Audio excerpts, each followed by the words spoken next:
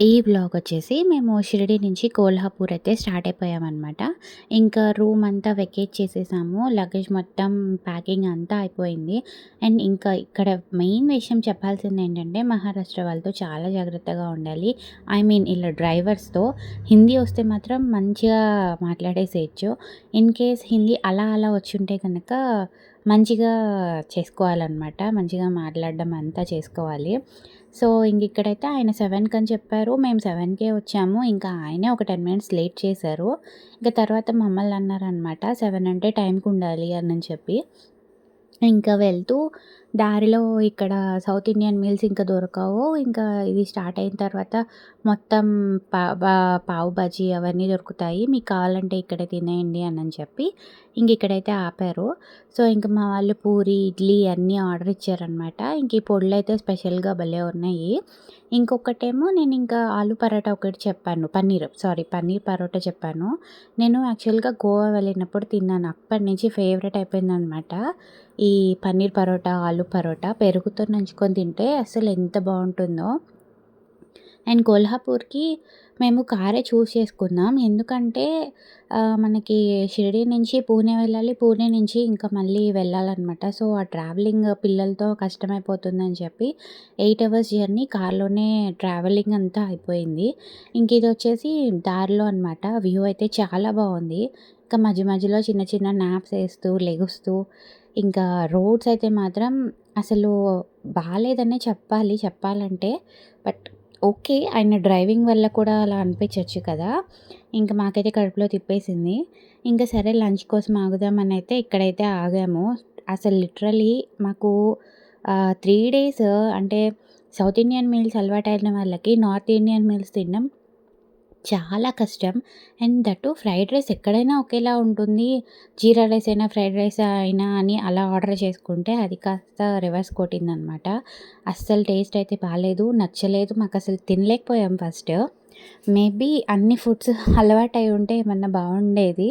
But అలవాటు లేదు కదా! సో, అలా అయిపోయింది. మేము మార్నింగ్ 7:00కి స్టార్ట్ అయ్యాము. అండ్ ఈవినింగ్ మేము ఆల్మోస్ట్ కోల్హాపూర్ రీచ్ అయ్యేసరికి మాకు 6 అయినట్టుంది. యాహ్! 6 ఆ టైం అయిందనమాట.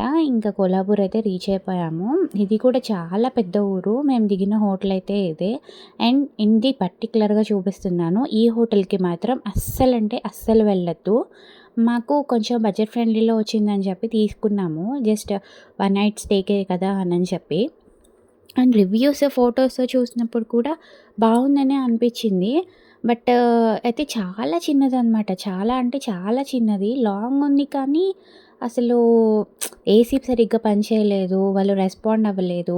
అండ్ బ్లాంకెట్స్ కానీ, అవి కానీ నాకైతే నీట్‌గా లేకపోతే అండ్ దట్ టూ నేను ఎక్కడికెళ్ళినా బ్లాంకెట్ క్యారీ చేస్తాను. బట్ తీసుకెళ్ళలేకపోయాను లగేజ్ ఎక్కువ ఉండడం వల్ల. అస్సలు బాలేదు. ఇదొచ్చేసి మహాలక్ష్మి అమ్మవారి టెంపుల్ అనమాట. సో, మనం వీడియోస్ అయితే తీసుకోవచ్చు. లోపల కూడా ఎలా ఉంది అని అన్నారు. బట్ తీయకూడదు కదా! అంటే కొంతమంది ఎవరో ఒకళ్ళిద్దరు తీస్తుంటే అరిచారనమాట. సో, అసలు మనం తీయలేదు. ఎందుకంటే అలా తీయకూడదు కూడా కదా! అండ్ అంతకుముందు ఒక 2 డేస్‌కి పౌర్ణమి వస్తుందనుకుంటా. ఆ టైంలో వెళ్ళాం మేము. చాలా అంటే చాలా బాగా అనిపించింది నైట్ వ్యూ అయితే. ఇంకా నెక్స్ట్ డే మార్నింగ్ మళ్ళీ స్టార్ట్ అయిపోయామనమాట. ఇదిగో ఇలా ఇడ్లీ తినేసి నైట్ వచ్చాక వ్లాగే తీయలేదు. ఎందుకంటే ఫుల్ టైర్డ్ అయిపోయాం జర్నీ కదా! మేము ఆ రోజే వెళ్ళిపోయాము. ఎందుకంటే మళ్ళీ నెక్స్ట్ డే రష్ అయిపోతుంది. మాకు ట్రైన్ ఉంది 2:30కి. అండ్ ఇదొచ్చేసి ఈ ప్లేస్ పంచగంగ అనమాట. అంటే పంచనదులు అంటే 5 రివర్స్ కలిసే చోటు అని చెప్పి ఉంది. బట్ అసలు మెయింటెనెన్స్ లేదు సరిగ్గా. సో, జస్ట్ చూసేసి దండం పెట్టుకొనైతే వచ్చేసాము. అయితే ఇక్కడ కూడా మేము ఆ రోజు మాట్లాడుకున్నాం కారు. వాళ్ళు చెప్పడం మాకు మొత్తం అంటే ఒక 5 ప్లేసెస్ ఏమో కవర్ చేస్తారు. 3000 తీసుకుంటాము అని చెప్పి అన్నారు విత్ ఏసీ. బట్ కార్ ఎక్కాక ప్లేట్ మార్చేశారు. మాకు ఏసీ వేయలేదు. ఏసీ వేయమంటే ఏసీ లేదు అని అన్నారు. మేబీ ఏసీ లేదేమో అనుకున్నాము. మనం అడిగింది ఏసీ కార్ కదా అని. ఇక వాళ్ళని అడిగి మళ్ళీ ఫోన్ చేస్తే, లేదండి ఏసీ కార్ కాదు మీకు చెప్పింది 3000కి ఓన్లీ నార్మల్ కారు అని. లేదు మీరు చెప్పారు కదా అని చెప్పి మేము ఒప్పుకున్నది అందుకే కదా అంటే, అస్సలు వినలేదనమాట. మళ్ళీ 200 ఎక్స్‌ట్రా పే చేసుకొని మనకి ఏసీ ఏసారు. అసలు చాలా అంటే చాలా ఘోరంగా జరిగింది డ్రైవర్స్ దగ్గర మాకైతే.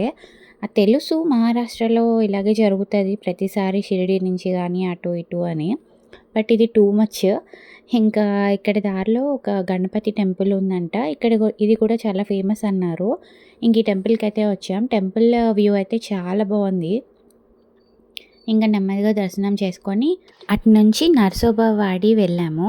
ఒక దత్తపీఠం అని చెప్పాలి. ఆయన పాదుకలు ఇక్కడ వదిలేసి ఇక్కడి నుంచి కోల్హాపూర్ ఎళ్లారంట. సో, ఇది కూడా చూద్దాము అనని చెప్పి ఇక్కడికైతే వచ్చాము. అండ్ ఆ రోజైతే ఫుల్లు రష్ ఉన్నారు. అదేంటో అర్థం కాదు. మేమెళ్ళినప్పుడే రష్ ఉంటారు.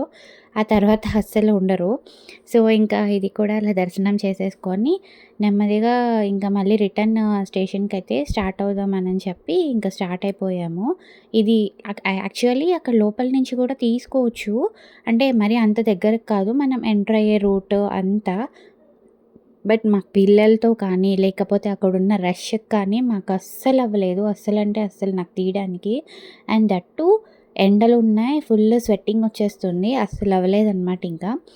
ఇదొచ్చేసి ఇంకొకటి ఫేమస్ గణేష్ టెంపుల్. ఇది యాక్చువల్‌గా మాకు ఇంకా ట్రైన్ టైం అయిపోవస్తుంది. సరే దారిలోనే అంటే వెళ్ళే దారిలోనే అనమాట. ఒకసారి చూద్దామని ఇంకా వెళ్ళిపోయాము. జస్ట్ బయట నుంచి మాత్రమే చూసాము. ఇదొచ్చేసి యాక్చువల్లీ కొల్హాపూర్‌లో స్టేషన్ కాకుండా అక్కడి నుంచి వేరే ప్లేస్‌కైతే వచ్చి ఎక్కామనమాట. సాంగ్లీ అనే ఊరని సాంగ్లీ అనే ఊరు. అక్కడి నుంచి మాకు ట్రైన్ అనమాట. సో, అక్కడి నుంచయితే ఎక్కాము. ఇది కూడా సెకండ్ ఏసీనే బుక్ చేసుకున్నాము. అండ్ అదంతా ఇలా ఉంటుంది లోపల. ఆల్రెడీ నేను ప్రీవియస్ వీడియోలో చూపించాను కదా! ఇది కొంచెం ఏమంటారు కొంచెం విడ్త్ ఎక్కువుందనమాట. బాగా అనిపించింది. మా జర్నీ అయితే ఇలా జరిగిందనమాట. ఎవరైనా తెలియని వాళ్ళ కోసం అయితే ఇన్ఫర్మేషన్‌గా వీడియో అయితే చేశాను. ఒకవేళ మీకు నచ్చితే కనుక లైక్ ఇచ్చేయండి. అలాగే మీరు ఎలా ఎప్పుడైనా ట్రావెల్ చేశారేమో కూడా కామెంట్ చేసేయండి.